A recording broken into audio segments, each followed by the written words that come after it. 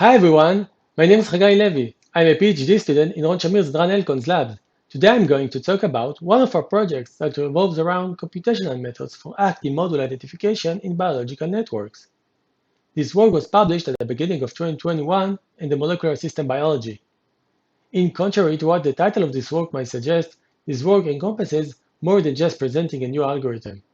So without further ado, let's start with a little brief. In this work, we revealed a common problem in the active module identification world of over-reporting enriched Go terms. To tackle this problem, we devised the empirical pipeline, or EMP for short, a procedure for filtering out non-specific Go terms. To measure different algorithms based on the EMP calibration, we fashioned 5 novel AMI criteria. And finally, we present Domino, a novel AMI algorithm that outperforms 6 leading algorithms based on this criteria. So let's start by defining what AMI algorithms are. So you can think about AMI algorithms as a subcategory of the general model identification task, where we identify, quote-unquote, interesting subgraphs in the biological network. In active model identification, or AMI for short, we pinpoint these subgraphs by assigning activity scores to the nodes of the graph. These activity scores are relevant to a specific biological context. So let's review the general pipeline of a typical AMI method. It starts by computing activity scores for our specific genomic profile. Then, these activity scores are overlaid on the nodes of the biological network. Typically, an AMI algorithm rescores the node of the network using some computational technique, such as network propagation. And finally, it detects highly scoring modules.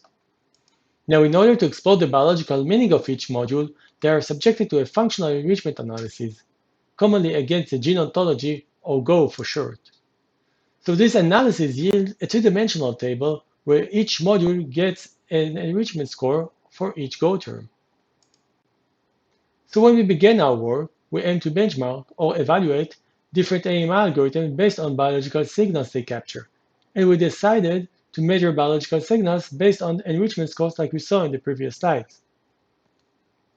Now, when we look at such table of enrichment scores, two questions come to mind. First, are these enrichment scores reflect reliable biological processes? And second, what is the quality of these biological signals? So let's start from the first question. How can we validate the biological signal? So let's assume that methods are evaluated by the number of enriched Go terms in their solution. So we can take an activity score profile, apply it to an AMI algorithm, and get a table of enrichment scores as we saw before. In our analysis, for each Go term, we chose to take the maximal enrichment score across modules and count how many Go terms pass the significance threshold. So let's take, for example, these two algorithms, A and B. A got 520 enriched Go terms, while algorithm B got 49. You might think at this point that algorithm A gives more comprehensive biological interpretation compared to B. But now let's assume that we take the activity score profile and permute it. So now the activity scores are completely shuffled. So what do we expect to see here? How many significant Go terms? Since the activity score profile does not represent a real biological signal, we do not expect to see any enriched Go terms, or maybe just few very general ones. What we actually observed that some algorithms indeed scarcely got any enriched Go terms, or just few ones, while others got many. In this example, the number of Go terms algorithm A got on permuted datasets is almost the same as the number of Go terms it got on the original dataset, with great overlap. We hypothesized that the phenomenon occurs due to some bias in the AMI algorithm, the network, the activity scores, or some combination of them. To correct this bias, we developed the empirical pipeline, or EMP for short. The EMP systematically filters out enriched Go terms that comes up just by chance. What we basically do is comparing the true enrichment scores to enrichment scores that come from permuted datasets. So first, we generate thousands of permuted datasets that yields thousands of enrichment scores for each Go term. Then, we can use these enrichment scores to generate a background distribution of enrichment scores per Go term and use it to test How high is the true enrichment scores compared to the permuted ones? A Go term that has significantly higher true enrichment score compared to the background is called empirically validated Go term, or EV term for short. So this EMP procedure has two main caveats. First, it marks Go terms in the solution level and not per module individually. Second, it is computationally heavy procedure, and it could take even several days for fixing a single solution. After running several AMI algorithms with EMP, we gathered some insights about their strengths and weaknesses. We then turned to develop an AMI algorithm that has high rate of EV terms. We called this algorithm Domino. So let's briefly review the steps of Domino. It starts by dissecting the entire network into disjoint, highly connected subnetworks or slices using the Louvain algorithm. Then, it detects which of these are relevant slices, that is, having a high proportion of active genes in it. Here, we test for enrichment of active genes and correct for multiple testing with Bignamini-Horber false discovery rate. As it is an exploratory step, we use a lenient threshold of 0.3. Each of these relevant slices is then subjected to a refinement step, done by solving the price-collecting Steiner tree. And then it repartitioned to putative modules using the Newman-Girvan modularity algorithm. Finally, Domino reports as final modules only those who are enriched with active genes. Here, we test for enrichment of active genes in a strict manner. The correction for multiple testing is done using the Bonferroni correction with threshold of 0.05. I would like to highlight at this point that Domino does not use the Go ontology in any of its steps. Also, note that step number 1 is done only once per network. As we mentioned before, EMP is a computationally heavy procedure. Therefore, in order to conduct a systematic benchmark in a reasonable time, we use the DEEP network, which is a small, high-quality global network. We also perform auxiliary benchmark on larger network, Huri and String. In the main benchmark, we evaluated 6 popular AMI algorithms and Domino, so 7 in total, over 10 gene expression datasets and 10 GWAS datasets, resulting in 140 solutions analyzed by EMP.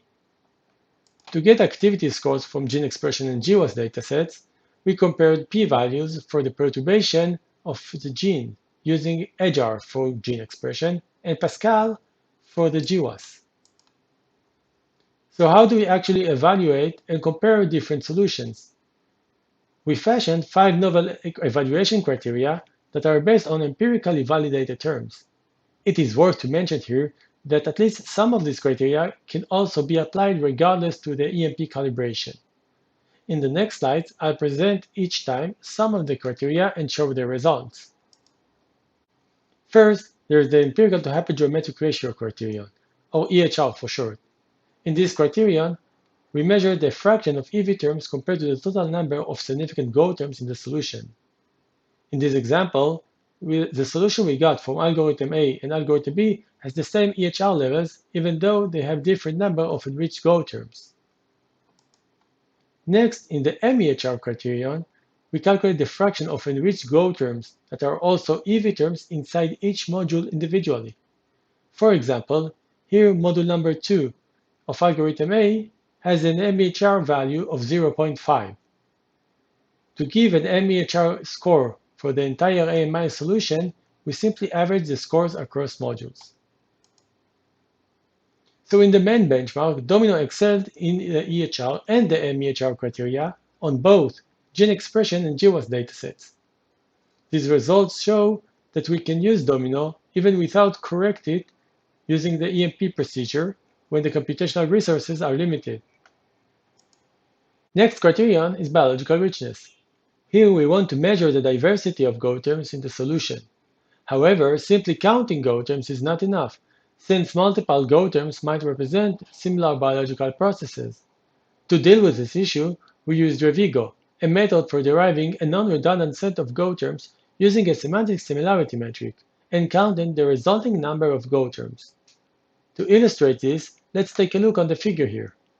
Let's assume that the circles represent Go terms that were obtained by an AMI solution, and the distance between terms is derived from their semantic similarity. We can see that some of the reported Go terms are very similar to each other, that is, clustered together. In such a case, we count the entire cluster as a single Go term. Following next, there is the intramodule biological homogeneity criterion. Here again, we use the semantic similarity metric, but in a complementary manner. In this criterion, we expect to see homogeneity of Go terms inside each module, since each module is supposed to represent a concise biological unit.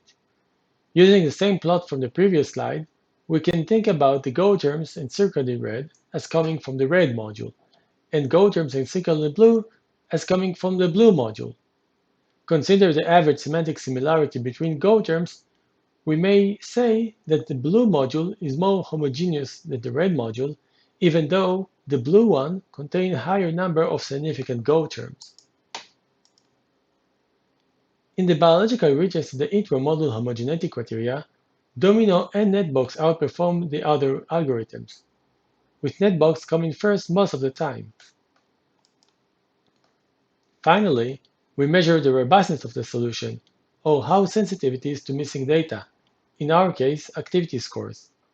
Specifically, we subsample the activity scores and rerun our AMI pipeline to find enriched Go terms. We then repeated this process multiple times and compare the significant Go terms we got to the EV terms from the full activity score set, which is used as a gold standard set of terms.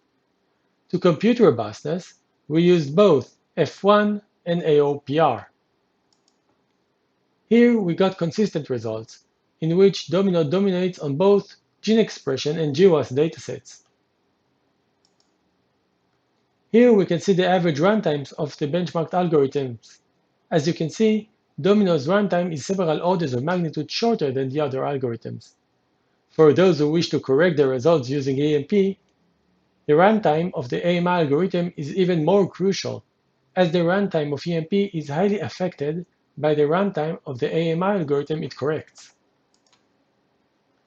Here we can see a summary of the results. As you can see, for most criteria, Domino dominates on both gene expression and GWAS datasets. In the auxiliary benchmark, we tested Domino and NetBox, another AMI algorithm that got good results, on larger networks, Huri and String.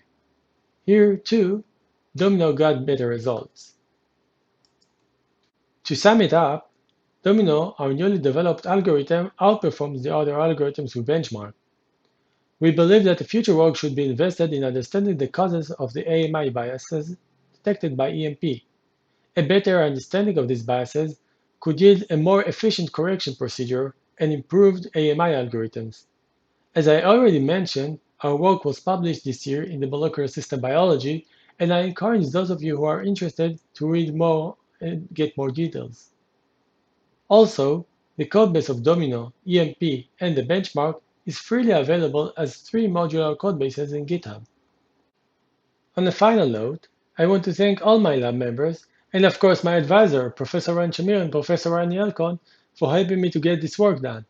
That's all for now. Thanks for listening.